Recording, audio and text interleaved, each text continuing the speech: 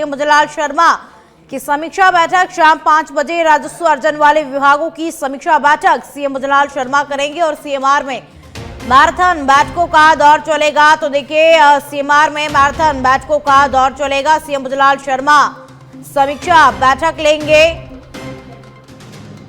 शाम 5 बजे राजस्व अर्जन वाले विभागों की समीक्षा बैठक सीएम भजनलाल शर्मा करेंगे और सीएमआर में मैराथन बैठकों का दौर चलेगा। तो सीएम भजनलाल शर्मा की अध्यक्षता में आज शाम समीक्षा बैठक और शाम 5 बजे राजस्व अर्जन वाले विभागों की समीक्षा बैठक सीएम भजनलाल शर्मा करेंगे और इसी के साथ में देखिए सीएमआर में मैराथन बैठकों का दौर भी चलेगा। तो सीएम भजनलाल शर्मा आज शाम एक महत्वपूर्ण बैठक लेने वाले हैं। शाम 5 बजे राजस्व अर्जन वाले विभागों की समीक्षा बैठक सीएम भजनलाल शर्मा करेंगे।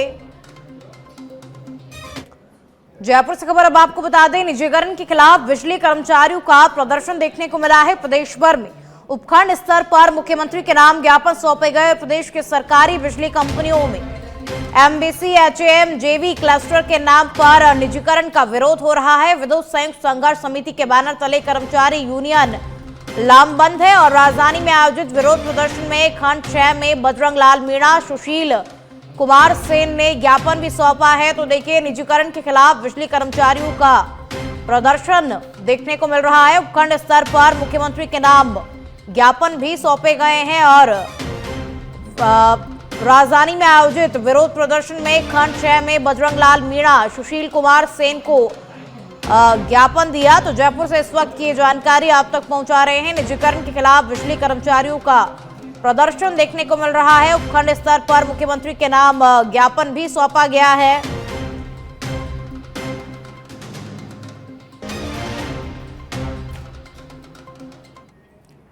प्रतापगढ़ के छोटी सादड़ी में शहर के तहसील रोड स्थित दयानंद वाटिका में केंद्रीय नारकोटिक्स विभाग ने बहु प्रतीक्षित काले सोने अफीम के तौल कार्य की शुरुआत कर दी है। पहले दिन 160 किसानों की अफीम का तौल किया। जिला अफीम अधिकारी आशीष भटनागर ने बताया कि पहले दिन 7 गांवों के 160 किसानों की अफीम की तौल की गई। इस दौरान तौल केंद्र पर पारदर्शिता और सुरक्षा के पुख्ता इंतजाम किए गए हैं। तौल केंद्रों पर सीसीटीवी कैमरे भी लगाए गए हैं और अफीम तौल की प्रक्रिया 11 अप्रैल तक चलेगी। तो पहले दिन 160 किसानों की अफीम तौली गई। छोटी सादड़ी में काले सोने का तौल शुरू कर दिया गया है।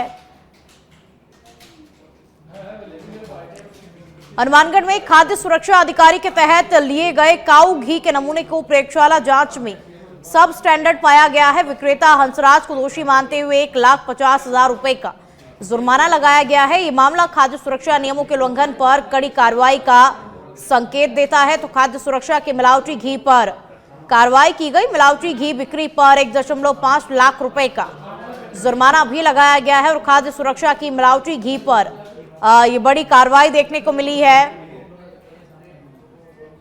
जोधपुर से खबर अब आपको बता दें, प्रेम प्रसंग के चलते फायरिंग का मामला सामने आया है। प्रेम सुख की पत्नी को 7 साल पहले रमेश बिश्नोई ने मोबाइल गिफ्ट किया था और तब से पति पत्नी के बीच में विवाद चल रहा था। अहमदाबाद से शक्कर का ट्रक लेकर आते हुए हमला किया। ट्रक ड्राइवर रमेश बिश्नोई पर फायरिंग करने के साथ में कान भी काटे और लांबा गांव का रहने वाला है। देखिए, रमेश बिश्नोई, कुछ आरोपियों को राउंड अप भी किया गया है। डीसीपी राजर्षि राज वर्मा ने कार्रवाई को लेकर के फीडबैक लिया।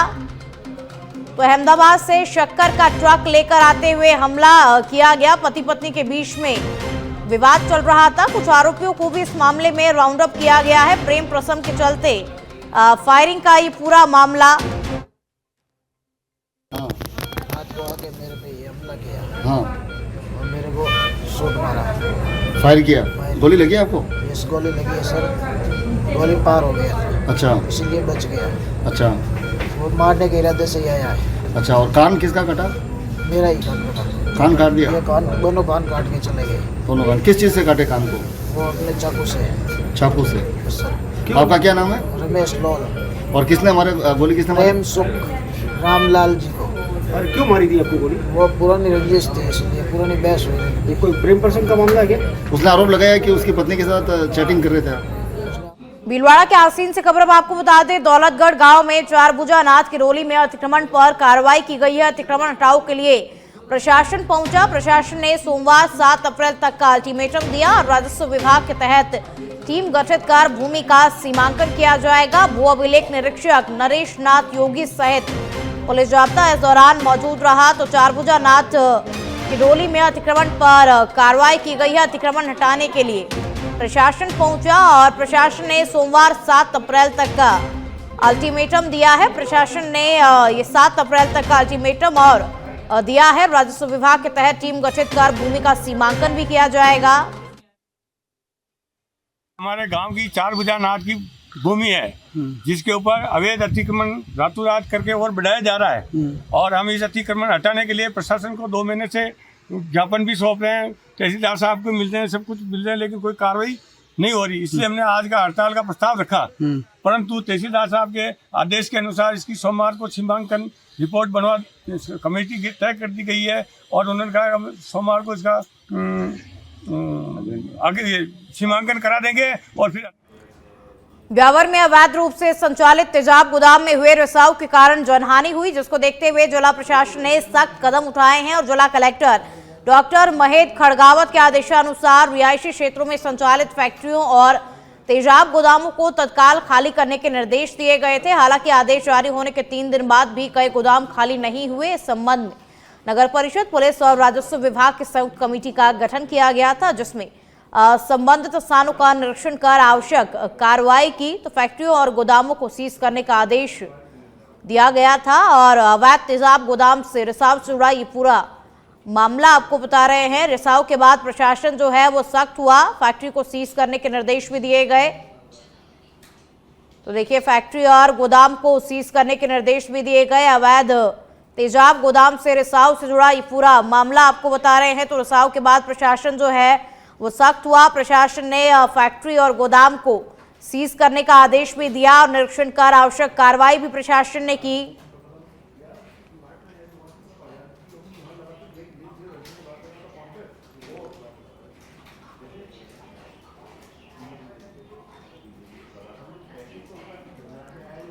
झालावाड़ के खानपुर उपखंड क्षेत्र के सारोला थाना क्षेत्र के भतवासी गांव में नदी में डूबने से एक वृद्ध युवक की मौत का मामला सामने आया है। सरोला एएसआई प्रेमचंद ने बताया कि मृतक के बेटे ने रिपोर्ट दी और इसमें बताया कि मेरे पिताजी घर में भैंसों को चराने के लिए घर से खेत पर गए हुए थे, जहां से घर नहीं लौटने पर परिजनों ने तलाशी ली तो नदी में एसडीआरएफ टीम की मदद से शव को नदी से निकालकर सरोला सीएचसी की मोर्चरी में रखवाया और फिलहाल पुलिस ने मामला दर्ज कर लिया है और इस पूरे मामले की जांच पड़ताल में पुलिस अब जुट गई है। तो नदी में डूबने से वृद्ध की मौत हो गई है और पुलिस ने शव जो है परिजनों को सुपुर्द कर दिया है और फिलहाल पुलिस इस पूरे मामले की गहनता के साथ में जांच पड़ताल कर रही है।